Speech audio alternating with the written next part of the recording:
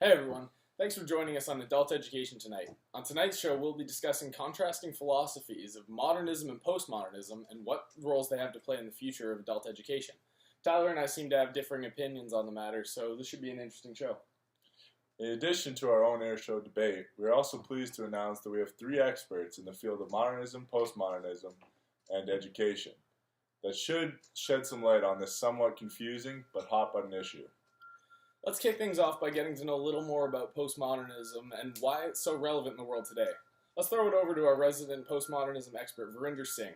Verinder, could you start by giving us your own personal description of what postmodernism is for some of our viewers who may still be a little confused as to what it really means?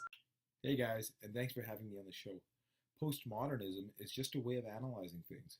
At its core, it's a critique of modernism and of structures. Postmodernism offers a critique of what we believe to be real. Postmodernism argues that there's no absolute truth and that the basic structures that we built our society on are just social constructs. And anything that can be socially constructed can be socially deconstructed. An example of this is gender. Gender is the thing that we've often believed to be absolute and ahistorical. However, with postmodern thinking, this idea of gender and the binary it creates is being challenged. And you can see this in the argument for gender-neutral washrooms. It is a difficult concept because of its ambiguity and lack of definitive definition. However, to simplify, postmodernism is essentially any view that challenges the norm and challenges the structures and the binaries and so forth in society.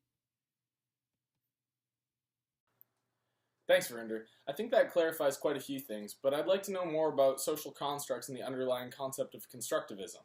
For our viewers, could you tell us what is meant by constructivism and why this is an important concept when discussing postmodernism? By definition, constructivism is a learning theory that equates learning with creating meaning from experiences.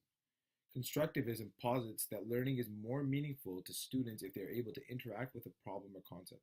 Constructivism allows for a more active role in the learning process, which would ensure more engaged students. Constructivism argues that students need their own understandings of new ideas. In relation to postmodernism and education, by utilizing constructivism, you would not just accept everything as is. Constructivism would challenge a student to engage in the learning with a critical lens and develop his or her own understanding of the subject matter, and not just what's written in the textbook. Although I believe that postmodernism is an interesting way of thinking, I think the perspective doesn't really work in reality. The postmodernist perspective does nothing to advance current knowledge and only seeks to argue that everything we believe can be deconstructed if viewed from a different lens. For example, a modernist may say that 1 plus 1 equals 2, and a postmodernist will argue that no one can prove that because many things, when added together, mix and will become one again. This perspective may teach critical thinking, but is counterproductive when teaching basic knowledge. I'm strongly in favor of the practical way of thinking and teaching demonstrated by the modernist perspective. Here to explain the modernist perspective and how it relates to education is Troy McGee, a leading expert in the modernist way of thinking. All right, thanks, Tyler.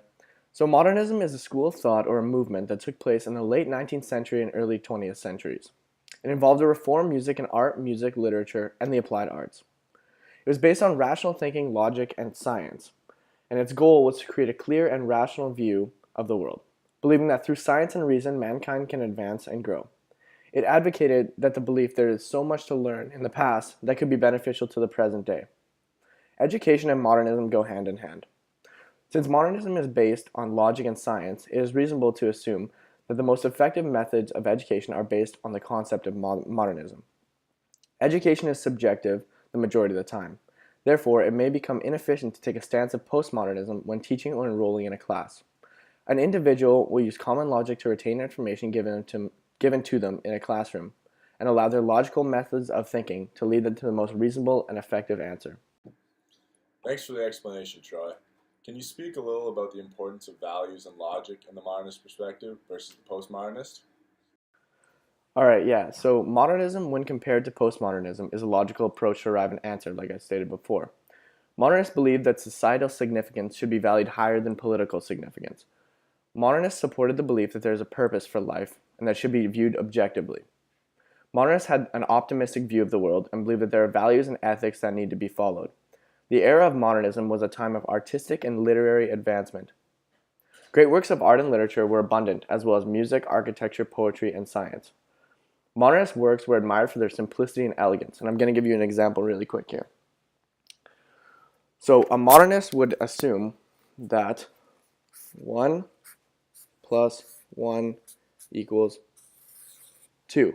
And this gives a very general and basic approach to an answer.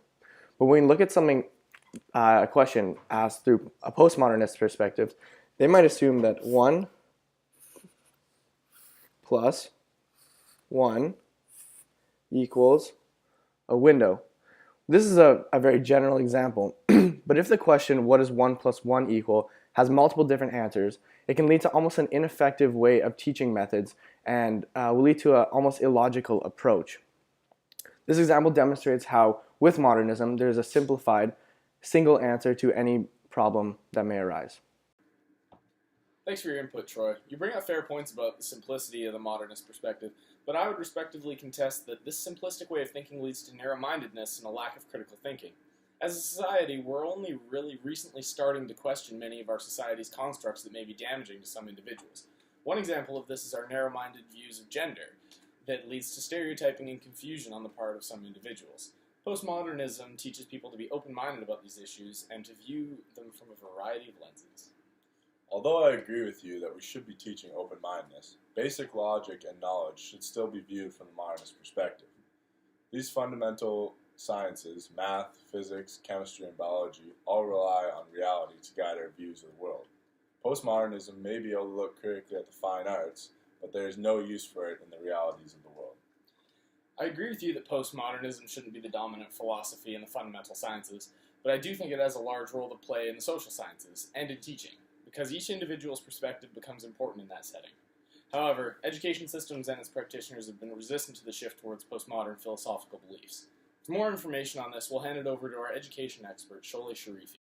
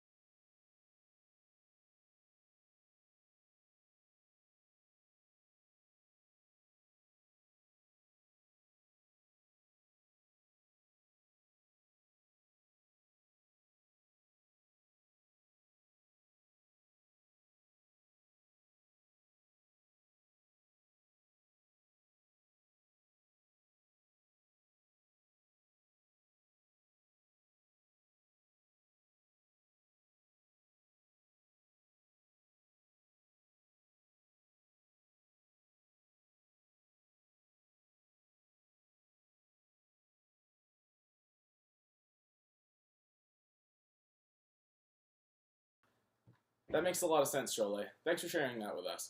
I have another question for you. Are there any sections of the global education system that could be considered postmodern? Actually, some of the features of postmodernist movement have been already introduced to our current education system, although there is still a long way to go to deal with the challenges and resistance from our current education system. For instance, the introduction of distance learning education has brought many changes to the traditional structure of power between learner and educator. In distance learning education, knowledge has been broken down, and unlike the teacher centered classrooms, the learning does not come from a single source. Also, as suggested by Usher and Edwards, the current emphasis in the education curriculum on cultural differences and giving voice to the oppressed groups is another sign of moving away from modern teachings that stabilizes the current power structure and promote control and rigidity in contrast to postmodernism, fluidity, and pluralism. Acknowledging the differences and variety instead of following the universal agendas and standards is one of the biggest points of postmodernism.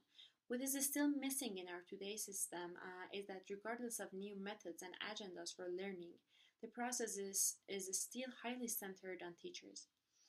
Lastly, all of our discussions and concerns for our current education system suggest that there is a need and tendency for moving toward postmodernism because, after all, as Derrida argues, deconstruction of education is one of the main characteristics of postmodernism that fights with the assumption that education stands above the history. Thanks for your insight on education, Shole. You bring up some interesting points. I would like to stress that practical transfer of basic knowledge relies on the ability to teach students logic and basic principles, such as math. Modernism allows for structure in the classroom and for students to learn general knowledge that they can then apply to more complex situations. Without this structure, it would be very difficult to assess whether or not a student has learned the subject or has an understanding of the principles surrounding the subject. Postmodernism, definitely does complicate how we view knowledge, and it adds a lot of critical thought, both in situations that require it and situations that don't. Perhaps postmodernism is best used as a lens that can be applied when needed, such as when analyzing issues of power relations in society. And that means we've run out of time on this installment of Adult Education tonight. Thanks for watching and have a pleasant evening. Night, everyone.